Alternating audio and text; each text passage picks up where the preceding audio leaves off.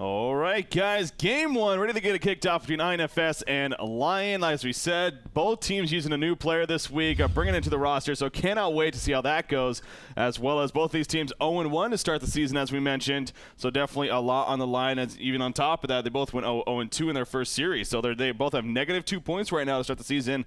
Not a hole you want to be in. Definitely both going to try to climb out of it, of course, and see where they can go from here. But I really am expecting a hell of a matchup. Two very quality teams going at it, and like I said, the whole roster changes as well, especially Arrow being picked up by Line. Love to see that, so I'm definitely looking forward to see what he brings to the table. But game one, man, excited to get this going. Yeah, as you were saying, both of these teams coming off a loss, so both of them a 2-0 loss, so both of them, as you were saying, 2 points in the hole right now. So this match means a lot, you know what I mean? Especially if a team can come out 2-0. In this matchup, it would be, pretty big as far as getting back into it. And there is still quite a bit of Heroes and Newerth left to play. So, I mean, it's not that, another loss here is necessarily going to be completely detrimental, but, every time you lose, it is getting yourself further and further in that hole. And there's a point where it's going to be really difficult, if not impossible, to dig yourself out of it. Yeah, there's a good, again, like it's an interesting way to put it, because there is, obviously, it's still the beginning of the season. There's only one game, but at the same time, it isn't the longest season. It's a very short season in that sense. You only have 7 games total, of course, and one against every other team. So, it really does amplify, as we keep talking about, especially with our points-based system, how each individual game itself and every single week matters so much. So, every team, of course, playing their best, playing their all. At least that's the idea of wanting to be victorious and wanting to move on as a result of it. So both definitely, at the same time, these are both two teams that, coming into this event, definitely not the most popular nor the most expected to be successful at the, Yeah. they're not the big name teams necessarily. And, this is a good opportunity, though, this event itself, to actually get them the bigger name, get them, the more fan base, and, amplify that. So, yeah, I mean, and at the same time, too, week one, of course, INFS losing to Online Kingdom, and Lion losing to Team Easy. Two very, very good teams in their own right. So definitely nothing to be too ashamed about. But yeah, so cannot wait to get this going. We got the banning stage underway. We got 5 bans ready. So let's just really jump into that and start talking about it. So we're looking at Silhouette, Plague Rider, Parasite, Ophelia, Rhapsody, and Torturer so far are the 6 out of the 8 bans. Nothing questionable at all. INFS going with their 4th and final ban, and then Lion going to follow it up. But, yeah, I mean, nothing strange here at all when it comes to the bans. Both of these teams definitely have a mix in terms of what they like to run. So, I mean, you think about hero player specific bans, nothing that really necessarily comes to mind off the top of my head, at least. Especially with Astanel not being in the lineup right now for INFS. So, I mean, a lot of times you look at heroes that he plays, specifically, he's a very good Valkyrie player, very good Wretched Hag player. You know what I mean? So those would be heroes that you might normally see, kind of catered towards him. But, again, he's not here. So all of the players, though, on the side of INFS, very, very multitask oriented. Like, they can really perform with basically any variety of heroes. Talk about Book, he's like the big Pebbles player for INFS. Like, he can really dominate with that hero. Not to say that other people players can't dominate. I mean, it's Pebbles. It's not like the most difficult hero to dominate with, but Book just does it. It's such a great fashion. But then you look over at Line S4, another great Pebbles player over there. So they definitely, both these teams are very similar in that aspect, where there's not necessarily given roles except for a couple of the players where it's like, okay, like Fear the Zap is the support player for INFS. Yeah. He is the support player, and I believe Schizo is actually the support player. Or it's either Skizzer or Fitsky. But one of those guys is like the support player for Lion. But then everybody else, it's just kind of a shot in the dark on what you're going to see him play. Yeah. Definitely very, very versatile. So Hellbringer, the first pick to start things off here for INFS. No shocker there.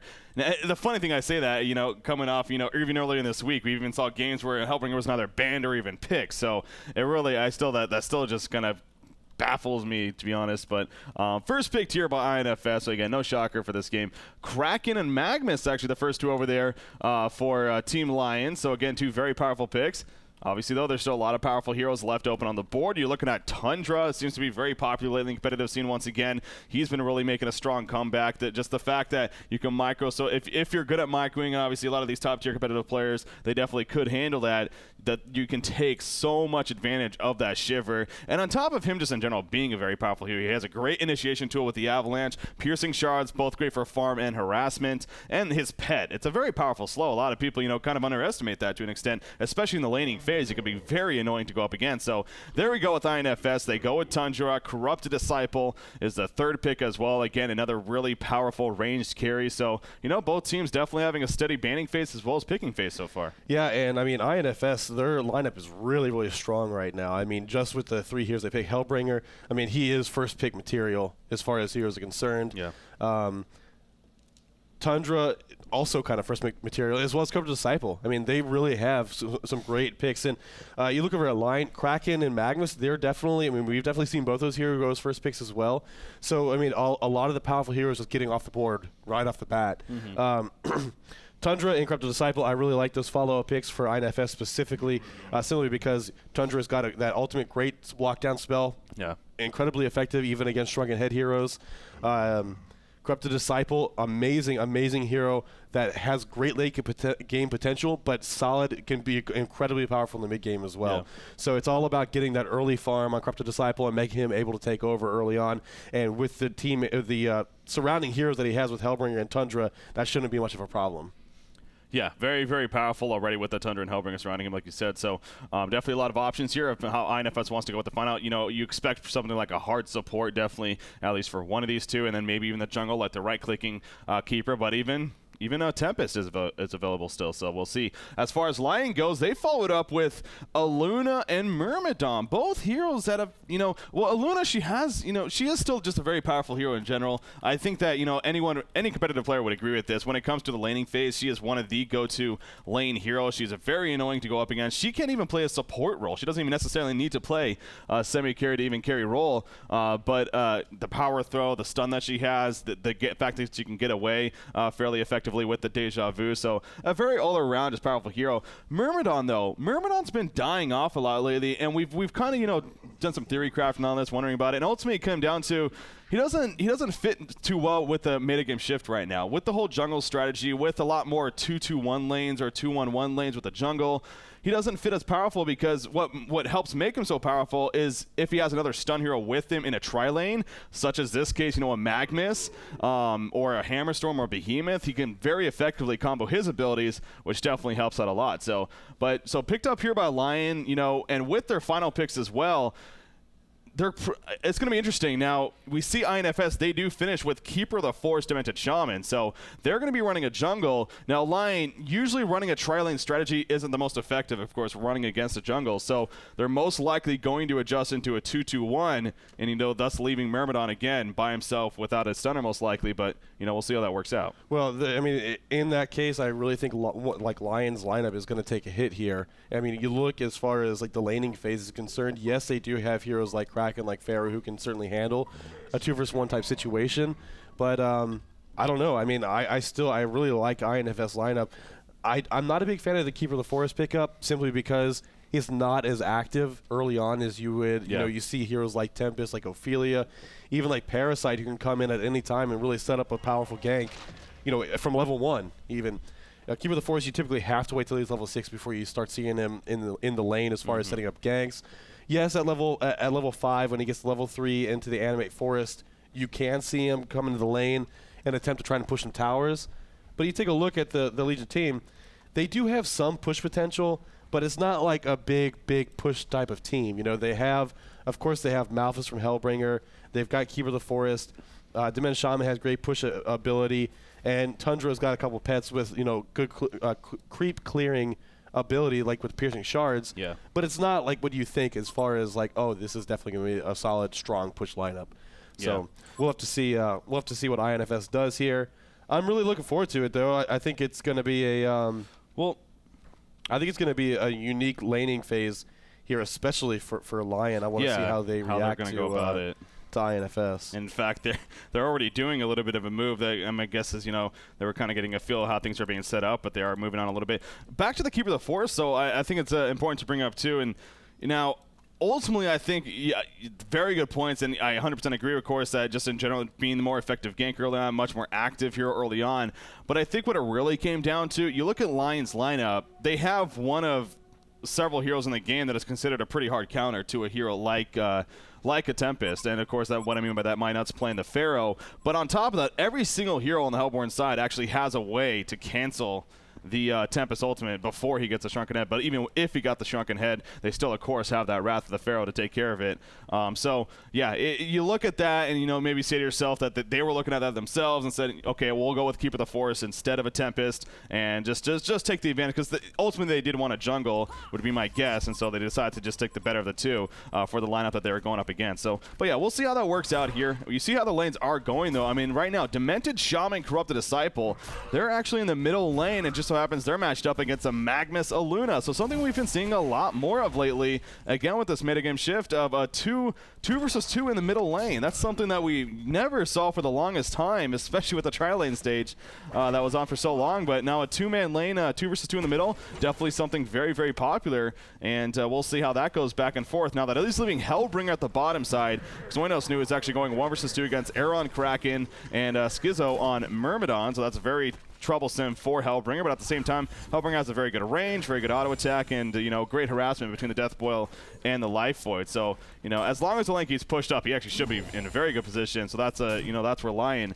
needs to keep that in mind. And of course, at top we got Tundra versus Pharaoh. Just going back and forth, melee versus melee, but run down of the lanes there. So yeah. Well, I mean, it's all going to be about certainly having a double range in the mid lane is going to help out INFS. So hopefully they can just execute properly. Magnus I've talked about it before. Magnus being a melee hero and running as the support isn't necessarily the most effective way. It's good for setting up kills, but you're not going to be able to harass with Magnus. It's just that's how it is. So he does have Steam Bath, which is going to help him survive if he does get into some trouble, as long as he's not within tower range, of course. And that's the other thing, is that there's not a whole lot of breathing room here in the middle lane. It's not like the top or bottom lane where there's a ton of space in between the towers. So you got to be really careful when you're playing that Magnus here in the middle lane. But I mean, so far they seem to be doing pretty well. If you take a look at S4 and Luna, he's currently 10-3 up against Corrupted Disciple, only 4-3.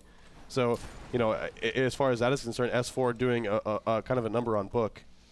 Well, again, the biggest thing to look at, in my opinion, when it comes to this middle matchup is, yes, you're right, Magnus, of course, he can't necessarily harass other than the fact that he has that stun, and, that's something you have to look out for if you're the opposing team. So if he starts running in, you may have to run away. They have a double stun combination, whereas INFS, they don't have any stuns other than Entangle, of course, which applies a mini stun initially, but until that gets level 3, they won't even have another, pretty powerful stun. So that allows Aluna to, push up a little bit more. She doesn't need to be worried about getting jumped on all of a sudden and getting taken out as a result. So that's what I really think is leading to her success in this laning phase. On top of that, again, we talked about the power throw that she has. She's just a very dominant lane control hero, and S4 definitely no exception for that when it comes to playing the hero Aluna. Again, as you mentioned, now 13-5 compared to a 7-3 Corrupted Disciple. Pull up the GPM tab, though, and you see Kraken on top of that. He's also having a very successful time at the bottom side. I guess that's no shocker there, but he's 16-8 against the Hellbringer, 6-5. Of course, when you're in this situation, though, Hellbringer, at the very least, he can ask for his levels, and he is by all means getting that. He's level 4. He's out leveling the 2-man lane, and a lot of that has to do with the Hellborn team that they're keeping that lane pushed up quite a bit. Now the camp is not boarded as well. I haven't necessarily noticed if he actually has even pulled yet, or if Keeper of the Forest is just taking it out. But Hellbringer's honestly in a pretty good spot right here. He's getting the levels, which again, at the very least, that's what you ask for. So that's very good news here for INFS. Now at the top lane, we see Magnus actually coming in onto Tundra. The Fire's Mummy Wall is going to go up Pharaoh at half-life, but Tundra gets dropped now with the Lava Surge. Pharaoh realizing he's out of trouble. He cold shoulders to a creep, trying to get away. He does not have any thoughts for Homecoming Stone. He tries to activate the Health Potion, but the Hellfire just mini stuns too much, and down he goes. So a great Bloodlust kill in favor of Lion. Yeah, I mean, great movement early on here, as I think you can expect, especially with the amount of rune control that they have had. And a lot of that goes to the fact that S4 is completely dominating here in the middle lane, against this Corrupted Disciple. 17-6 up against an 8-6. Corrupted. He's just completely out farming him at this point. Now down at the bottom lane, I mean, you're talking about Hellbringer. He's actually 9-5. Kraken's 23-10, however. So again, he is getting those levels, which is very nice. But at the same time, I mean, you know, I think at this point, Hellbringer needs to hit level 6 as soon as possible, and then he's got to get to that middle lane, and he's got to make something happen. They got to hook up and try to slow down the Soluna's farm, try to get Corrupted Disciple in the you know, on the board, and hopefully get her above. I mean, at least, or I'm sorry, Corrupted, get him at least above the 200 gold per minute mark, because he's really struggling. Yeah, yeah. I mean, Hellbringer or Tundra, of course. I think I see him as the more effective, you know, ganking role. So if they are looking to get a gank onto Luna, I definitely think Tundra makes more sense. But at the same time, you are right. Obviously, Hellbringer with the Malphus can still be very effective on top of that. In fact, he's got to be looking to hit level 6 pretty soon. Again, the creep wave just keeps getting pushed up. He's getting that experience as a result. Pull up the XPM tab. Yeah, he's like basically tied with Tundra for that matter when it comes to the XPM. Of course, Tundra at the top lane, even with a death, still doing pretty good in that sense as well. But Pharaoh, he's actually leading the way when it comes to experience per minute. And talking about good level 6s, that is actually Pharaoh did a good job with that. But now Hellbringer is in a little bit of trouble. Look at Magnus coming from behind. There's a stun from Skizzo coming out playing the Mirrodon. The Wheatfield on top, and the splash auto attack from Arrow playing Kraken gets the smackdown kill and the second hero kill of the game to take a 2-0 hero kill lead in favor of Lion. So they're stopping the Hellbringer now. They know that he's getting some good experience gain. Might as well set up an easy gank on him. So Magnus, you know, realizing how powerful Luna is having in this laning phase, doesn't necessarily need to stay nearby to allow her to do so. Playing a good roam, already setting up 2 hero kills for the team. Yeah, and I mean, you have to wonder about the vision. You look at their ward actually just disappeared here at where the top rune was. They don't have any vision on the map right now. Yeah. You know, like with Magnus being as active as he's already been, and now you look at the middle lane, gonna be a lot of damage going out here perhaps. Magnus trying to catch Demented Shaman, wants the kill on him for sure. And yes, we followed up with the Wheatfield. Myrmidon, however, taking a lot of damage, but he will be able to get out of there. And she's going to be just fine. So the waveform definitely helping Myrmidon stay alive there. And I mean, another great kill. They're up 3-0 right now. And again, I mean, you know, I said how much I really liked INFS team in general, but they are just not executing at all. Yeah, it's yeah, I definitely think you're right. I mean, when it comes to the execution factor, of course, still very early on in the game. We're only 7 minutes in. And speaking of that, Kraken goes on a Hellbringer by himself, using that release of Kraken and picks up a kill. I want to talk about this top lane, though. Keeper the Force actually ultied Pharaoh up here. Pharaoh easily survived, though, at least from what I could tell. I caught the tail end of it, but he was able to get away from both Tundra and Keeper the Forest, using the mummy walls, you know, pushing them back, really causing those issues. That, again, is what he's so good at. That's what makes him so difficult to gank at times because of those mummy walls, and he was able to get away. So that's a big, you know, use of that ultimate from Keeper. Not only that, he spent a good chunk of time up there trying to set up that kill. He thought about maybe pushing the tower a little bit. They got to half life, but ultimately we're not able to get a tower kill. So now he goes back to the jungle, and he missed out on a little bit of farm because of that. He's finished his Ring of Sorcery, though. That's, of course, what basically every single Keeper of the Forest does when he sits in the jungle, so that's good. But yeah, so but to the benefit of INFS, again, it is still very early on. When it comes to team fights, they definitely have a lot of potential there between that Hellbringer, between that Keeper. Speaking of Keeper, in the meantime, Pharaoh going to jump on him as well as the red power throw on top of Magnus even being there, and Peter Pan Dam could really do nothing after that. Very good gank kill right there from Lion. And again, the movement from Lion is just very impressive right now. Even Myrmidon is starting to join them, as we saw right there. So Myrmidon and Magnus doing fantastic. Now they're camping the top rune. Demented Shaman running in, but he doesn't even realize Magikarp Wheatfield combination on top of the Lava Surge. He's going to get the healing wave off, but it's not going to matter. He does not have Unbreakable, as you notice right there. He's 2-0-2, so going the Entangles as well as a healing wave, not able to take advantage of it right there. So down he goes, and yet another kill. We're looking at 6-0 now in favor of Team Lion. Yeah, I mean, just everything is working 100% in favor of Lion right now. And, you know, you have to go back to the Keeper of the Forest pickup, and you have to question whether or not what really was the best option in the top lane. Again, more harassment going between Pharaoh and Tundra. And you see Pharaoh just sticking in there. He's not afraid at all. Oh. And here comes the support in Captain Boner. Oh, nice root right there. And they're going to clean up with a double tap. Nice job. So really great support there from Peter Pan Dam. And I mean, you know, of course, you know, I was talking about questioning the pick of Keeper of the Forest, but that doesn't really change the point that I'm about to make, which is Tempest has more than just an ultimate. You know what I mean? Like yeah. he has just as good push potential as Keeper does, but he also has a great stun. And I don't know. I still think when he's on the board, you have to pick him up. Yeah. You know, and again, that goes back to the beginning of the selection stages. There's always going to be questions. There's never really, I mean, there are occasionally that, but there's definitely usually going to be a question. Maybe they should have gone this hero instead. Maybe they should have gone with this pick instead. You know, that's just the mind game factor. That's just, you know, that's what makes this game great, in my opinion, overall. I mean, there really is so many options to go with, of course, with all the heroes in the game. I mean, I know all heroes aren't used necessarily, but a good chunk of them are, especially when it comes to the competitive scene, especially recently. We've seen the variances, and, you know, you could definitely argue for one or the other, but they went with Keeper right there. You know, it ended up being successful. And a big thing about that, I was about to compliment Fitzgay for doing a fantastic job being he was sitting there with an invis that whole time. He waited for Keeper to come in, then he lined up a stun on both. They nearly got the turnaround kill on the Tundra, but right as they were about to, the root came out, and then we saw what happened in the end. It ended up being a double tap for Captain Boner on Tundra right there. In the meantime, though, Hellbringer at the bottom lane, he has the Malphus ready to go. There's going to be the Malphus. He wants to survive this. Any port's going to come in. There's one port. Where's the release? The Kraken, maybe. He's not even looking to use it. In comes Corrupted Disciple, though. Hellbringer will fall. In comes now Myrmidon as well, but Tundra and Corrupted and Demented Shaman are here. Pharaoh's like, oh crap, I'm in a horrible spot. He's going to Wrath of the Pharaoh even. Says, get away from me. The Mummy Wall is not going to be nearly enough, though, and Pharaoh will fall in the end. So they dive completely on the Hellbringer. They get the kill on Hellbringer, but Pharaoh does end up losing himself. So a 1-for-1 exchange right there. Fitzke now, Era now on Kraken. He's actually taking some pressure from Tundra, but he's going to fall back as well as Tundra, and they will be fine. Myrmidon, wow, looking to pick off Dimension. You see the red power throw even coming in at the last second. Cost him a life more than nearly likely. costing as, waveform? Nope. It's Myrmidon. Forgot about that. Yeah, he has a waveform ability that's just like, nope, you can't kill me. So good surviving right there. At least for INFS, though, you know, they have been doing some work at this top lane. That turnaround kill up top, that really did give the momentum INFS needed. And now Keeper of the Forest, he is starting to get a much better farm. I mean, 1600 Kraken in trouble at the bottom lane, and it's more likely he's going to fall here. Trying to get that last kill on the defensive tower, but not going to happen, and it will be denied. So big dive there from Era on Hellbringer, but great support from Captain Boner on Tundra.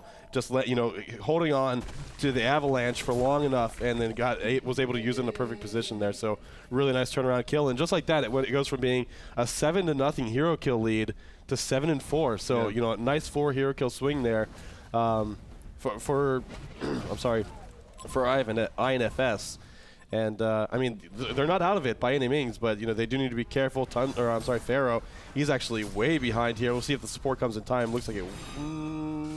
It will. Definitely Hellbringer's going to fall right here. Yeah. That's unfortunate. Yeah, very good kill for, again, for Lion. So you just got finished talking about how there's 4 kills in a row for INFS, but Lion finally getting one themselves again and doing a good job of that. So yeah, Pharaoh, he came in with the flank. Hellbringer just unfortunately ran right into him. Tundra, though, he got out of there as soon as possible. He's like, yeah, you're on your own, Hellbringer. Nothing I can do to save you, so might as well only make 1 death rather than 2.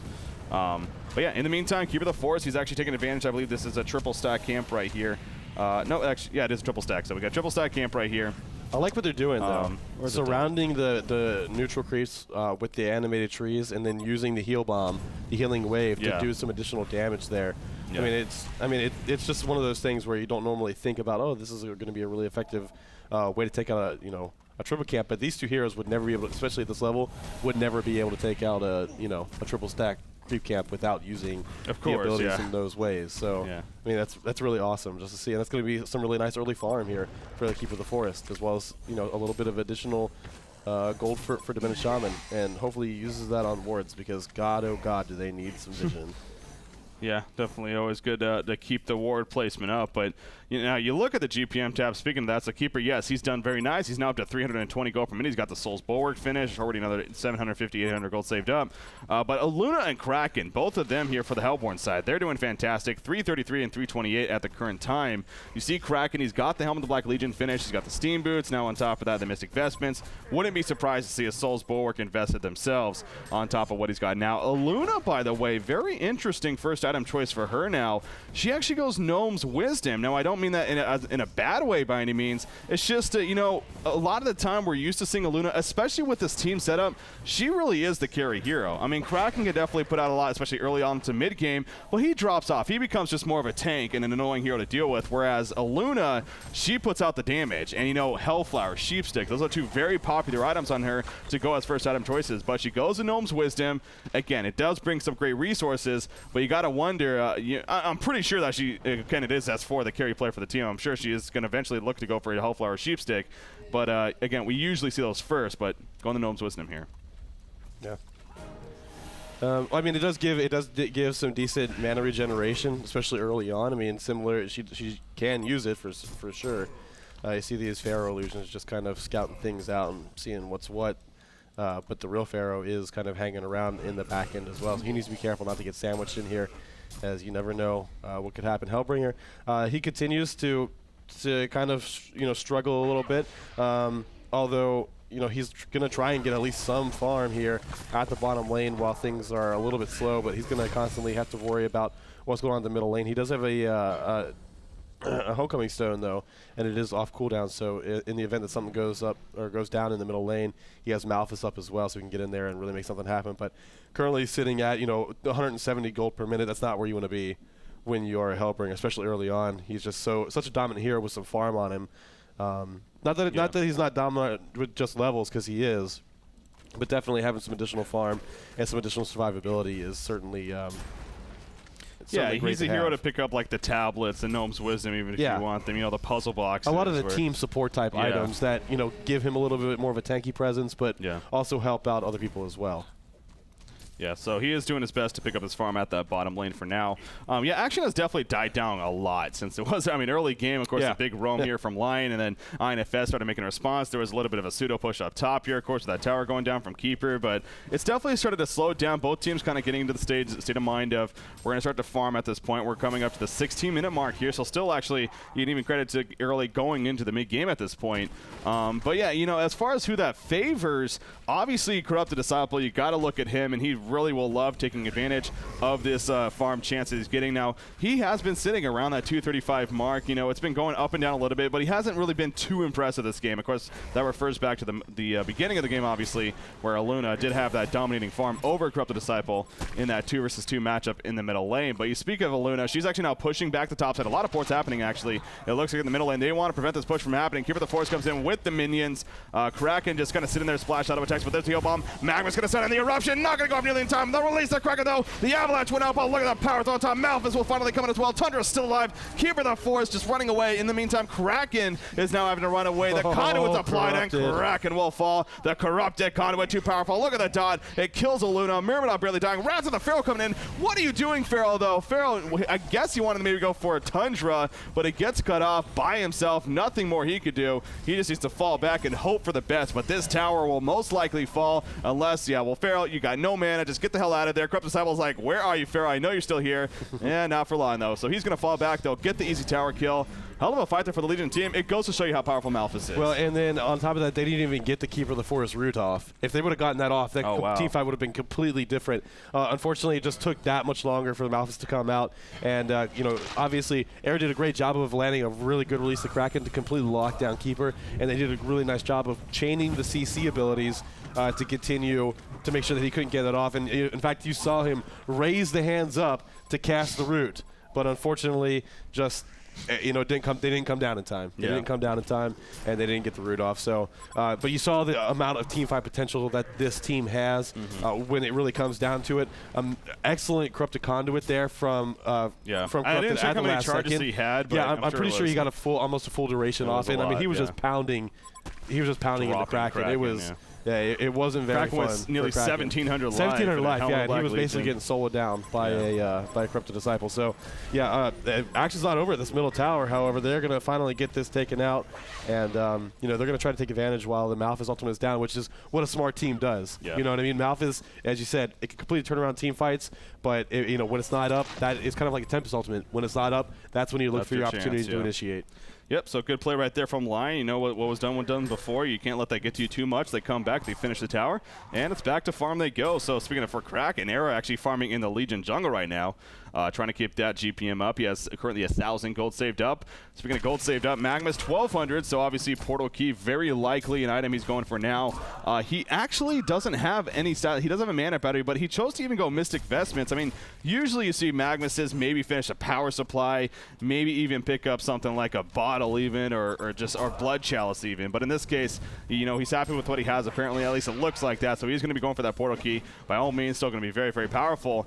But, you know, even with that portal key, it is going to be great. And obviously having that tool to take advantage of, getting the initiation jump will be great. That on top of a Pharaoh, Wrath of the Pharaoh. But I really like this Legion team, man. I mean, Malphus, as I say time and time again, he is by far the best initiator that doesn't require a portal key. Even if you add those into the list, he is definitely arguably one of the top five, no doubt. Certainly.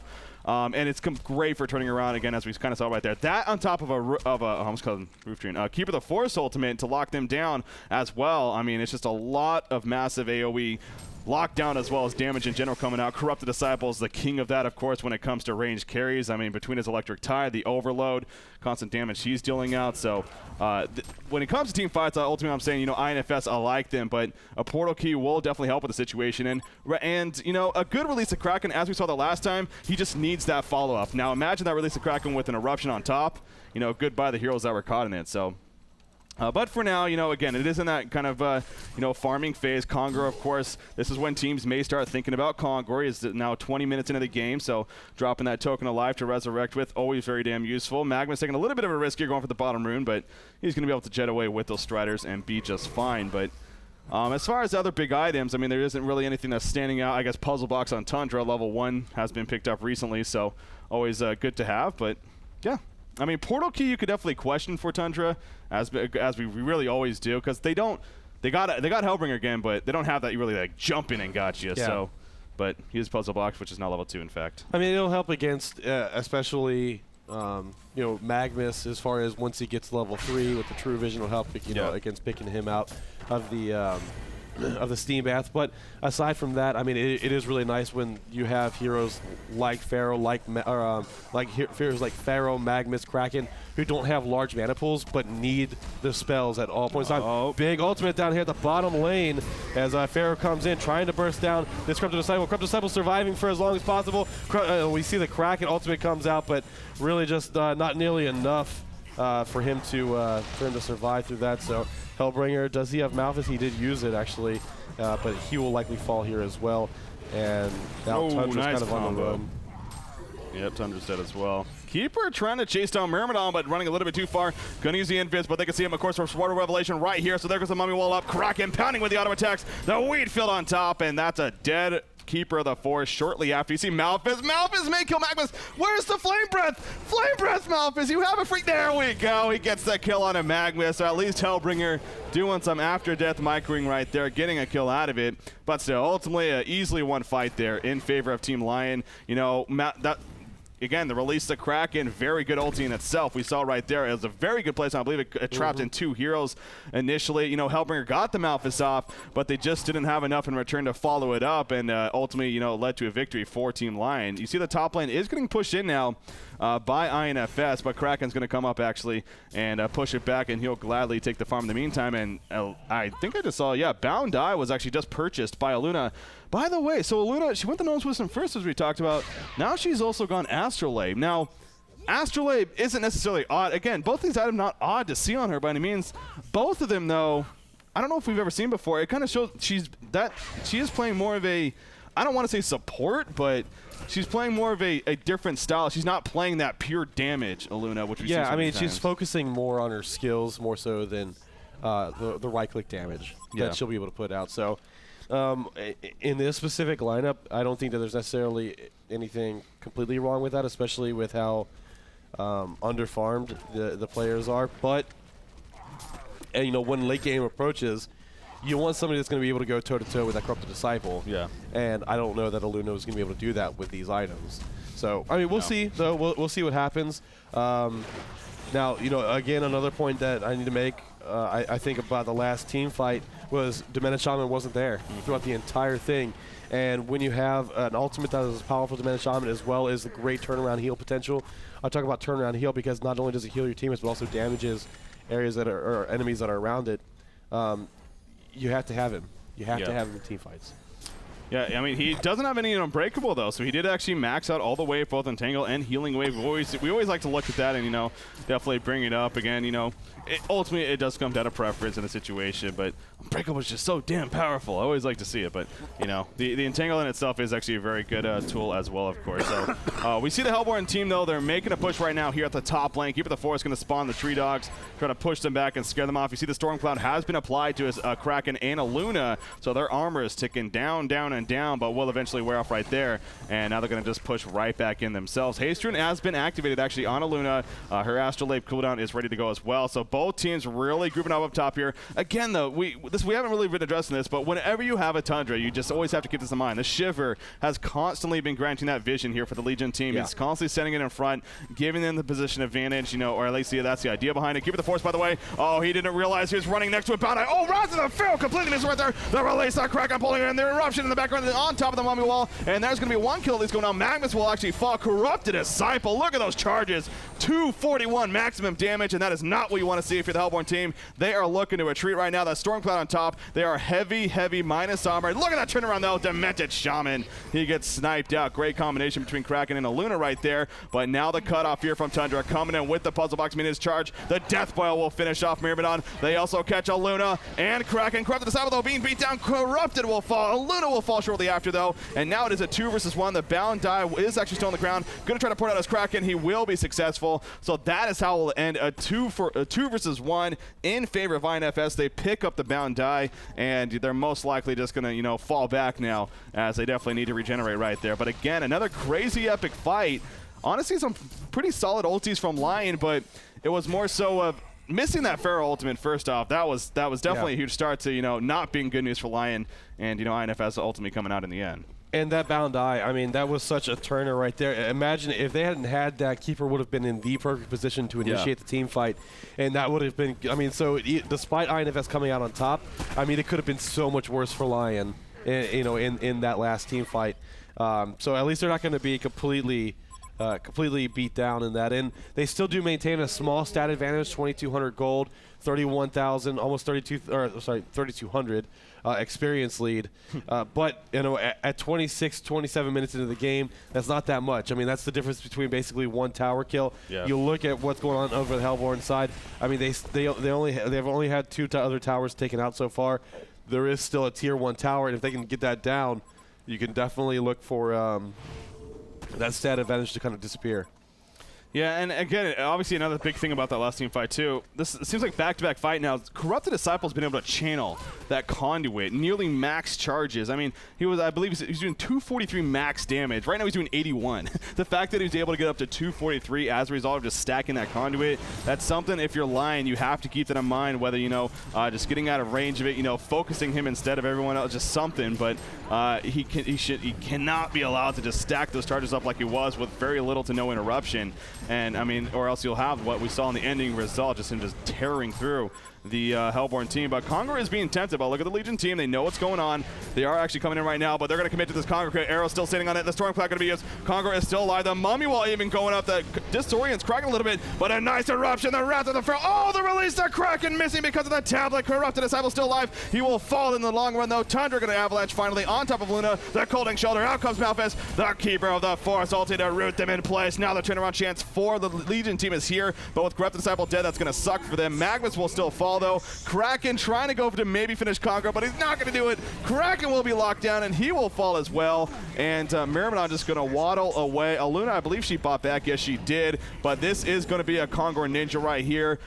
Captain Boner on playing that Tundra. Going to pick up the Token of Life on top of a DD rune he picked up during that fight.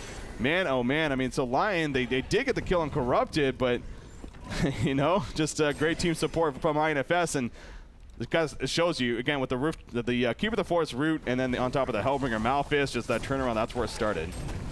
Yeah, they really came into the team fight at just the correct moment. Even when, you know, they noticed that they were going down, that they were doing Congor.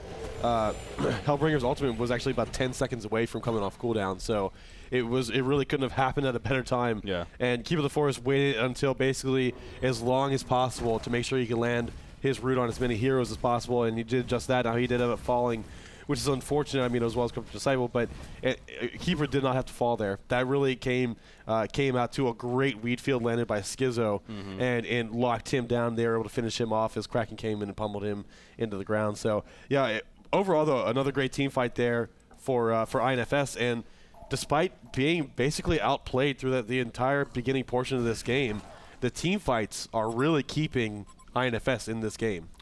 Oh, 100%. And, you know, this is where, again, I'm going to play Captain Hindsight here, but Aluna, I kind of look at this a little bit more now. And before I was like, you know, whatever, it's fine. It isn't the worst deal. You know, they have Kraken putting on a good chunk of physical damage anyways, at least early on to mid-game. And then eventually she will get that Sheepstick, Hellflower, whatever. And eventually, you know, later game, she will have to be able to try to compete at least with that Corrupted Disciple if it gets to that point. But it makes you wonder if she invested straight for a Sheepstick instead, or a Hellflower, honestly, at this point, how different it would be. I mean, especially a Sheepstick, because you look at Corrupted, he has no interest in going a Shrunken Head at this point. You know, maybe that would have changed if she was going Sheepstick. I mean, maybe he might have saw that and said, okay, now I'll go Shrunken Head because of that. But having that, being able to lock down this Corrupted Disciple with that Sheepstick and then just go all out on him with the damage input as well, you know, would be pretty damn useful. But, you know, she went the Gnome's Wisdom and the Astrolabe. Solid items, definitely more team support items as we're referring to, rather than, you know, pure damage, of course. That's definitely not what you get out of it. And, you know, again, that's just like kind of a hindsight looking back and wondering now if that truly was the best decision. But a bottom tower going down in favor of INFS, the top tower, of course, going down as well. But so kind of an exchange right there. But Aluna, she has to have, yes, she has 2,000 gold saved out right now. Of course, remember, she did have to buy back, or she didn't have to, but she chose to buy back during that Congor fight, tried to get back there in time, but wasn't able to make it, so it really was for nothing. But I really, you know, I can't see her not going for one of those two items at this point, I guess is what I'm now trying to say. Yeah, I think you have to. I think you definitely have to go for something that's going to be team fight, you know, more team fight or more team support oriented than besides like support items, you know. Yeah. They need a CC item. They really do. I think Hellflower would be the better choice personally, just because they have a decent amount of burst damage to work off of, especially between the splash attack from Kraken, and then you got Magmas coming in, you know, with the eruption. While the Hellflower's activated, that would just be huge. So I don't know. Either one again wouldn't be a problem, but I mean, it depends on what you need. Yeah. You know, like there's a way bigger stat advantage as far as survivability with Sheepstick, but there's way more damage potential, damage output that you'll get from a Hellflower. Yeah. So does Aluna feel comfortable being able to survive through these team fights, and that she'll be able to do all that damage that the Hellflower gives, as well as utilize the silence in a productive manner? Or does she feel like she needs that, you know, that morph effect, the hex effect that you get from Sheepstick, and a little bit additional survivability at the cost of, you know, perhaps a little bit of damage? Again, you see the Shiver right here. It's all the way pushed up. He was scouting out Magmas with it, and it's so huge because you can literally see if Magmas starts channeling an eruption as you're going up, you're just like, oh, fall back up, and it screws him up completely. So we saw right there, you know, that was kind of a case of that, using that Shiver to scout them out. They're starting to fall back more and more now. A lot of pings are going out, but they are going to eventually retreat. By the way, I don't know if he and Tundra did end up picking the token. I believe I did mention that, actually. So, yeah, he just had the token of life. It's now down to about 2.5 minutes or so left. So, obviously, they were looking to maybe make a use of it right there. But falling back for now and going to be good. Kraken, he actually picks up a Blessed Orb. So, definitely looking forward. I got to think Sheepstick with that. I mean, I don't see him going to Nullstone. I guess they could. I mean, between the Conduit and on top of the, of course, the Avalanche from Tundra, not a bad choice, but I don't know if I see a Nullstone on a Kraken being the most efficient pickup here. So probably Sheepstick, but yeah, I guess we'll have to wait and see. I mean, yeah, that's what. Yeah, there it is right there, finished. Okay. So wow. So he had the Acolyte staff. I didn't even notice. So okay, and then you also see the Arcana finished on Aluna. So she's going for the Hellflower. She'll be going for the Hellflower. So as long as that combination is somewhere on the team, even if it's not just on the one hero like we're typically used to seeing it, yeah, I think it's still pretty effective. And Kraken's doing a great job of literally being like the last man standing. So they're going to get a great effect out of that. Yeah. It's just about, again, it's about executing. It's about making it so that they really are able to get those, you know, they're able to get those abilities off and use them in the right manner. And you see a big push coming here at the bottom lane. So we'll see if a big team fight erupts Yeah, Legion team, you know, they're all for having a team fight, of course, especially with that token of life and their team setup. So they're pretty much going to make line, make a decision here. You see Kraken in the front line. Sheepstick on a Hellbringer. That's what they want to lock down. The weed field, it will hit. Can they fall? They're released on Kraken. Out comes the root, though. 5 seconds done, actually. He's getting locked down. Is it going to be enough for a kill? Where's the Malphus? Oh, the Malphus comes out at the last second. The Life will start healing up Hellbringer. And here's the turnaround. Now, what a turnaround. Holy crap. That was literally second away from not having a Malphus come out and not having it turn around perhaps as a result, but he got it out. Bookin picks up the hat trick on that Corrupted Disciple, and they push down the tower, and now they're going to go for the base. That was just so close. A very good stun, by the way, by Aluna, landing a 5-second stun on Hellbringer on top. I mean, it's not easy to, I don't know if that was on purpose, but if it was, you know, very, very good job as Tundra's like, kill me, please. And he does. So he grants his wish. He takes a Sheepstick and stun after, but with the tablet, we'll be fine. So they get the base tower, going to run away. Most likely going to get the racks. I mean, with the Luna and Feral still being dead, they cannot buy back with the money. So yeah, easily get the melee racks. And now Kraken actually getting cut out. You want to be careful with that. You're definitely not 100% over, but it's you do not want to feed more deaths at this point. So cut your losses. That they do. Corrupted Disciple, double tablet right there. Good teamwork. And he actually will be a fine. So, man, oh man, though, again, I can't stress that enough. They were a second away from preventing that Malphus, and I got to think that fight would have gone so much better for Lion. Well, I think that goes without saying. Once again, you know, you look over at this Legion team, not really much of anything, INFS, not really much of it in the way of sight going on. They are really reliant on this Shiver to continue to provide sight to wherever they go towards. And, I mean, a lot of credit has to go to Captain Boner for the micro that he's doing, you know, as far as, you know, making the best use of the abilities that he has and keeping their team in it as far as, you know, continuing to provide that sight.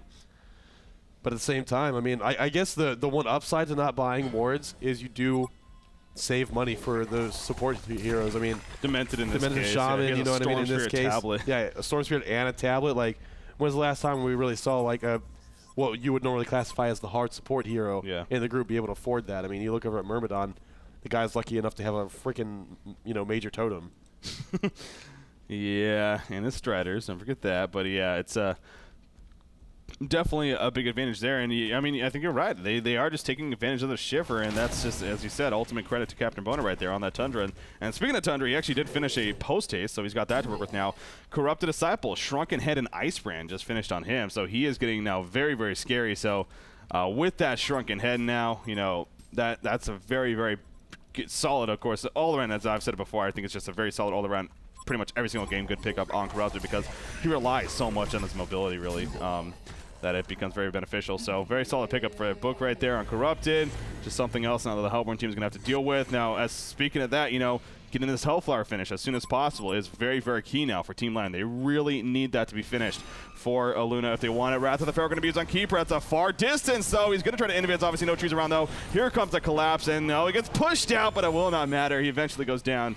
So yeah, it's scary to do that with Pharaoh sometimes because you can go so far all the way from your team, but in that case it happened to still work out as they got away. Magnus tries to go for a lucky stun on the Tundra, but with the haste rune, not going to be successful. But a solid pick off there for the Hellborn team. Probably going to try to wait for Congor at this point. I don't see them ultimately pushing. You know, Congor should be up within the next minute or so, if not even less than that. So I'm sure we're going to have our good old standoff at Congor between the two teams as soon as he's up. But yeah, Hellflower definitely priority to finish right now on Aluna. Yeah, she definitely needs to get that finished. Kraken, he's got about 2,000 gold saved up. We'll see what his next item goes for. I would assume it'll be turning that Soul's Bulwark into Demonic Breastplate. That seems to be make the most sense to me, especially since Keeper of the Forest already has one. So you know it's good to counteract that item. And then you talk about Demented Shaman's ultimate on top of that. I mean, it's really important to get. For the deep, but honestly for the offense too. I mean, it's great. Obviously, well, that's what I'm saying. You're still getting that on Soulsborg, I guess. Like right now with Soulsborg, though, you have to pick one. Yeah. You don't get both of them. You have to pick one. You know what I mean? So it's really important with all the minus armor that is available over here on the Legion team that you finish off that Demonic Breastplate and make it so that you're not necessarily sacrificing the offensive aura for the defensive one just because you can't withstand the amount of auto attacks that are coming out here from the Legion team. So yeah, I mean. Overall, though, the Legion team, they are in a pretty decent statistical lead. 9,000 gold, 4,500 experience, Shrunken Head. Was that a Shrunken Head? Yeah, he just purchased it on Tundra, just finished. So that'll be on Tundra here relatively soon. You see him having to run back actually to pick it up because the courier was actually en route to Demented Shaman, and Demented Shaman he had a bound die and was doing a little bit of counter warding. I think that was a bound die that they had from before that Luna dropped. Yeah. But so they're keeping it on the courier and just kind of delivering it to Demented Shaman back and forth so that when he wants to do some warding, some counter warding, they have that to be available to be used. But yeah, I mean, at this point you see Congor's back up. Now the Legion team, they're not the easiest team to be able to ninja a Congor with. So we'll have to see what happens. Yeah, I mean, they're grouping up now in the middle lane. Again, like I said, though, as soon as Congor comes up, I'm sure we'll have both teams kind of hanging around that area to kind of wait for it. But you look at what was just picked up there. A Sheepstick finished on Hellbringer. And, you know, we saw last fight, which makes sense. This Hellborn team, they want to be able to try to lock down that Hellbringer, prevent the Malphas from coming out and killing him before he gets it out. He has 1,900 life right now, though. Yeah, I mean, that on top. And something else I wanted to point out, we talked about the Storm Spirit earlier on Demented. You know, it's just such a great utility tool, especially when you're going up against a team who has something like that Hellflower or Sheepstick, because as soon as that effect is applied, you just Storm Spirit whoever that is on your team, and it basically, you know, removes the duration, so as soon as it comes down, they're ready to go. In the case of Corrupted or you know, Hellbringer, they could double tablet away, and or Corrupted, you know, it could Shrunken Head, Tundra, same thing, so it buys them the time to eventually, you know, support them and make it good. So I gotta really like where INFS is at right now. I mean, you look at the stats overall. I mean, honestly, hell, you look at the GPM tab. It starts off actually very even back and forth, even in favor of the Hellborn team.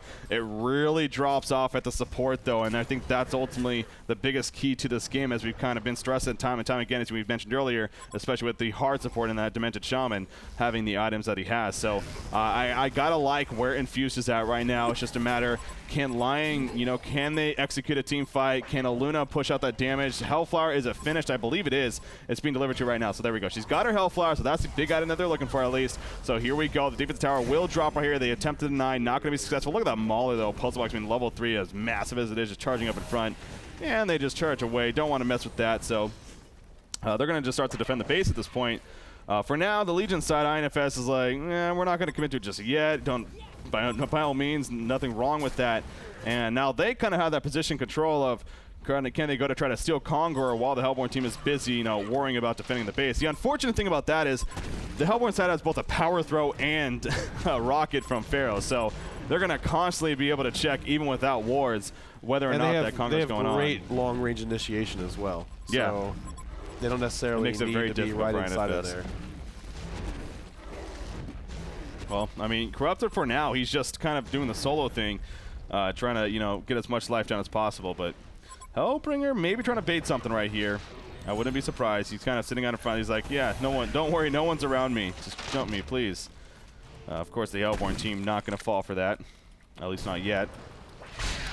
As they're going to clean up the creep waves right there. Luna getting the power throw, kind of showing how powerful it can be for getting that farm. But while this is going on, the Shiver is still just giving the vision for this Legion team. So INFS pretty much knows the positioning of the Hellborn side right now, where it matters at least, while this push is happening, as they've had for a majority of this game, as we keep talking about with that Shiver from him. So 2,000 gold saved up now on Corrupted Disciple, 2,000 on Keeper. I mean, they're just constantly saving up more and more gold, just going to get even bigger.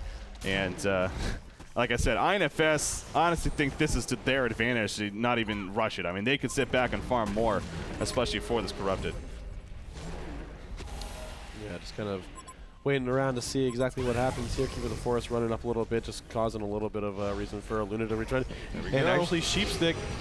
There we go. Luna going to be locked down now, and Luna's going to drop before she even activates the Hellfire. Rushing in the meantime in the background, but Demented Shaman will Storm Spirit itself. Look at Corrupted Disciple again. 299 maximum damage. The Conduit is up there. The Electric Tide Hell finish off Magnus. Kraken is chasing around, but Kraken is getting too slow from that Icebrand and everything else. Release the Kraken. Not going to be nearly enough for a kill. He probably will tick down right here. Maybe no, he charges away. He's trying his best to get away, and will he? No, he is going to pour it out. Wow, that was really close. Oh, he dies in the well. Are you kidding me?